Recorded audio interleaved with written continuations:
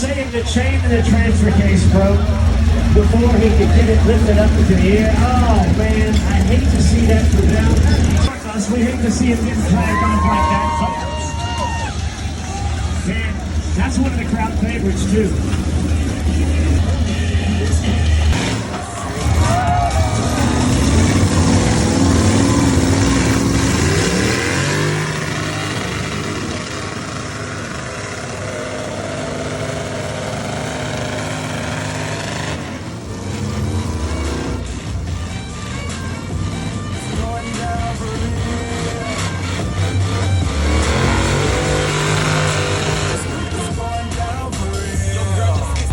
My man, dude, tearing it up as only you can do it. And Lil Blue finds that he's just always part of everything that's cool.